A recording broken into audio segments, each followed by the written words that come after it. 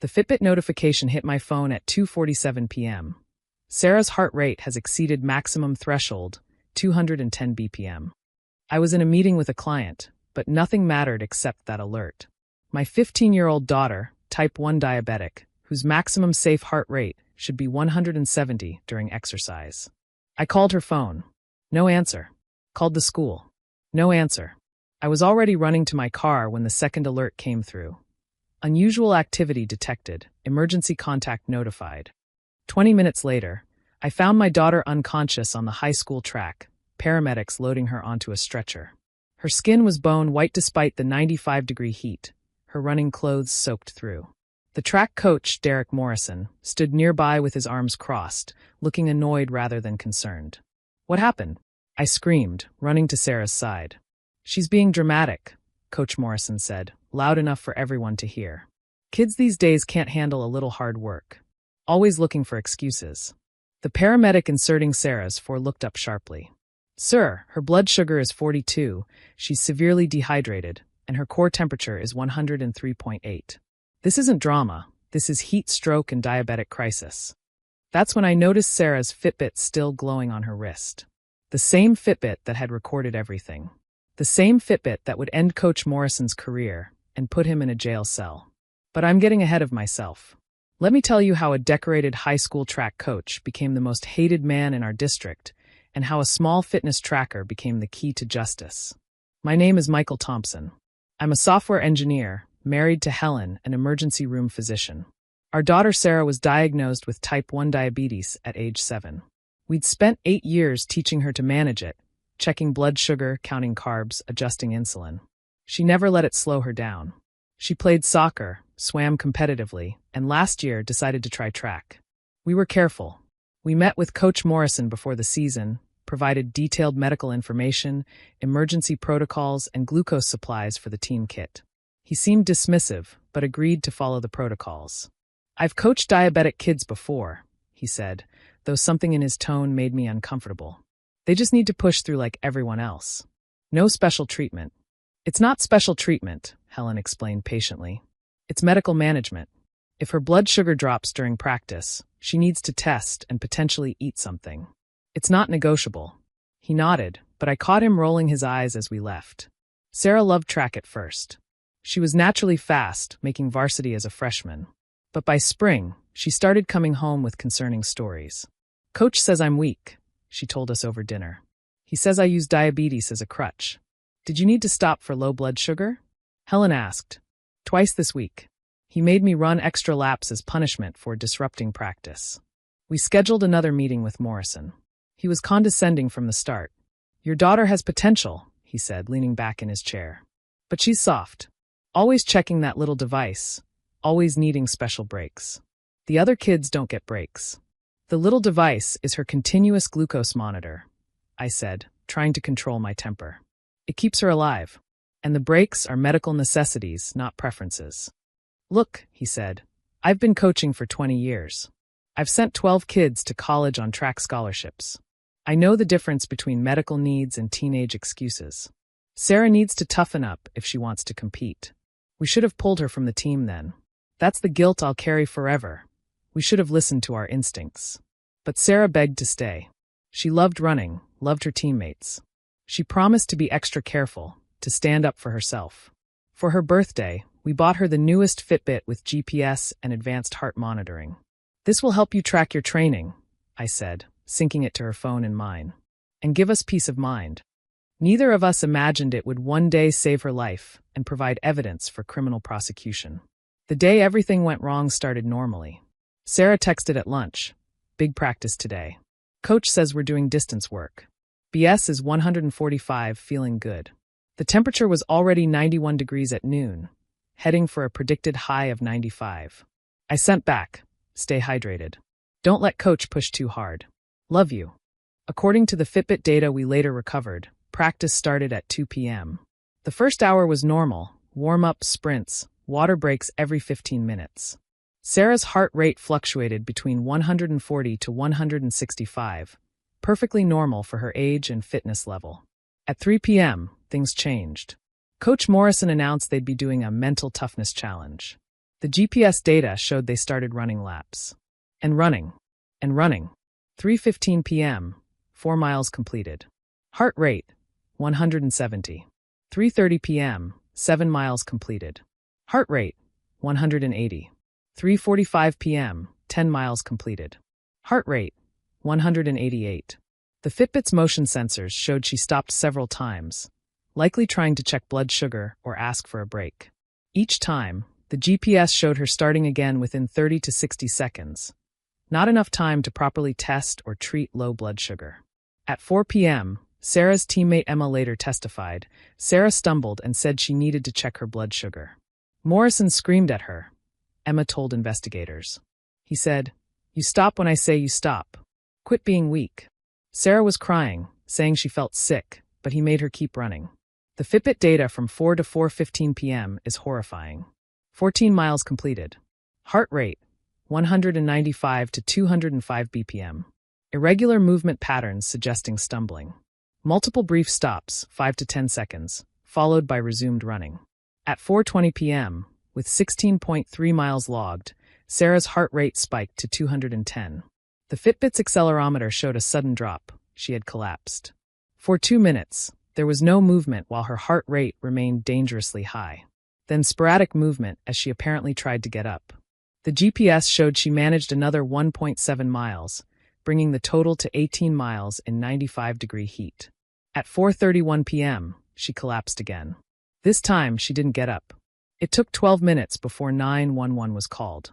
12 minutes while my daughter lay unconscious on the track. Morrison later claimed he thought she was being dramatic and wanted to teach her a lesson about faking. But Emma and 5 other teammates told a different story. They said Morrison prevented them from helping Sarah, physically blocking one girl who tried to bring Sarah water. It wasn't until assistant coach Patricia Williams arrived and saw Sarah unconscious that 911 was called. By the time I arrived, Sarah was barely responsive. Her blood sugar had dropped to dangerous levels, she was severely dehydrated, and her body temperature was life-threatening. The paramedics worked frantically, starting multiple IVs, packing ice around her body. As they loaded her into the ambulance, I grabbed her Fitbit, thinking I might need to show the doctors her heart rate data. I had no idea I was holding the evidence that would put Morrison in jail. Sarah spent 3 days in the ICU. The heat stroke had damaged her kidneys, requiring dialysis. The severe hypoglycemia had caused a seizure in the ambulance. For 72 hours, we didn't know if she'd have permanent brain damage. While Helen stayed with Sarah, I sat in the hospital waiting room, laptop open, analyzing every second of the Fitbit data. I created charts, graphs, a minute-by-minute timeline. I cross-referenced it with weather data, Sarah's glucose monitor logs, and text messages. The picture that emerged was damning. Morrison had forced a diabetic child to run 18 miles in extreme heat without water breaks, ignoring multiple signs of medical distress and preventing others from helping her. I sent everything to our lawyer, who immediately contacted the police. The investigation moved quickly. Detectives interviewed every team member. They seized Morrison's phone, finding text messages where he called Sarah weak, pathetic, and said she needed to learn that diabetes isn't an excuse. They found he'd been fired from 2 previous coaching positions, facts hidden from our district's hiring committee, both times for excessive training methods, though no criminal charges had been filed. Most damning was the video. A parent filming her son's javelin practice had captured Sarah's collapse in the background. You could hear Morrison yelling, "Get up! Stop faking! You think college scouts want to see this weakness?" The Fitbit data corroborated every second of the video. Morrison was arrested 5 days after the incident, charged with child endangerment, reckless endangerment, and criminal negligence. The image of him in handcuffs made the front page of our local paper. But the arrest was just the beginning. Sarah recovered, though it took months.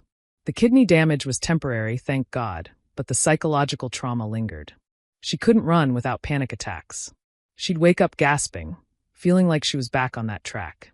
We filed a civil lawsuit against Morrison and the school district. During discovery, we found more evidence. Morrison had disabled the GPS tracker on the team bus to hide unauthorized practice locations. He'd been requiring extra practices not approved by the school. Multiple parents had complained about his methods, but the athletic director had ignored them because the team was winning. The criminal trial was swift. I testified, showing the jury the Fitbit data visualization I'd created. The prosecutor had each juror look at the heart rate spike, the 18-mile distance, the temperature data. This wasn't coaching, the prosecutor said. This was torture. And when Sarah's body finally gave out, when she desperately needed medical attention, the defendant stood over her unconscious form and called her weak. Morrison's defense attorney tried to argue that Sarah should have advocated for herself better, that she chose to keep running. The Fitbit data destroyed that argument.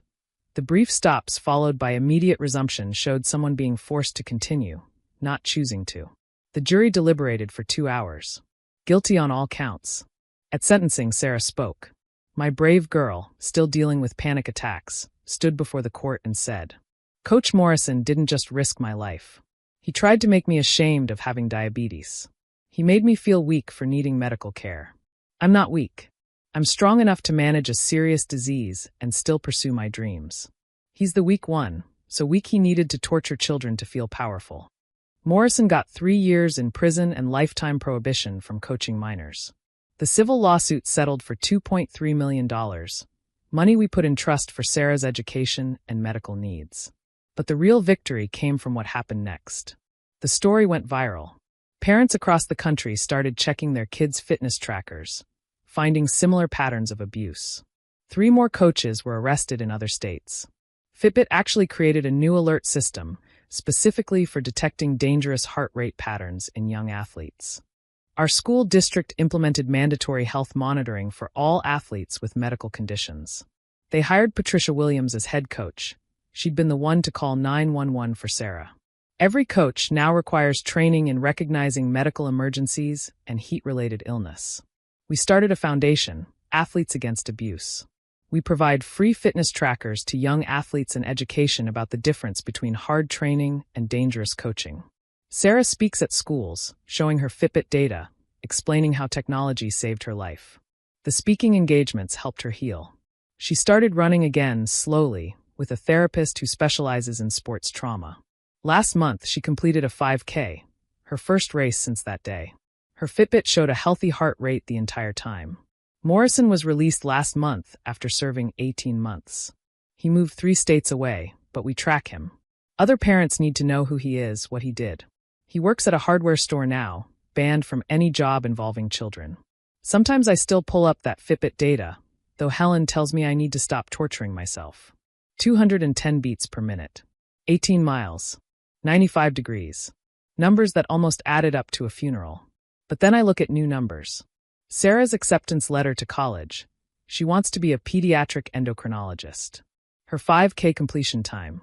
The 47 coaches who've been through our foundation's training program. The 15 young athletes who've used their fitness trackers to prove abuse and get help. Morrison called my daughter weak. He was wrong. Sarah is the strongest person I know. Strong enough to survive what he did to her. Strong enough to stand up in court. Strong enough to turn her trauma into change. And smart enough to wear a Fitbit that recorded every crime he committed. The data doesn't lie. It showed a coach who saw a child's medical condition as weakness to be punished. It showed a man who would rather watch a young girl die than admit he was wrong. It showed evil hiding behind a whistle and clipboard. But it also showed Sarah's strength. 18 miles and killing heat, fighting to stay conscious, trying to make her coach proud even as her body shut down. That's not weakness. That's the heart of a warrior. Morrison took a lot from our family. Sarah's innocence about sports. Her trust in authority figures. Months of her life to recovery. But he didn't take her spirit. And he gave us something precious. Proof that when adults fail to protect children, technology might save them. A simple fitness tracker, designed to count steps and monitor health, became an unblinking witness to abuse. Every parent in our district now knows. The data doesn't lie. Coaches know it too. The small devices on young wrists aren't just tracking fitness. They're protecting our children. And somewhere in a prison cell, Derek Morrison learned what weakness really looks like. It looks like a grown man torturing a child because he could. It looks like standing over an unconscious girl and blaming her for your cruelty. Sarah runs every morning now, Fitbit glowing on her wrist. Her heart rate stays steady. Her blood sugar stays controlled. And if anyone ever again tries to hurt her in the name of coaching, the data will be watching. That's not weakness. That's power. The kind Morrison never understood. The kind that wins in the end.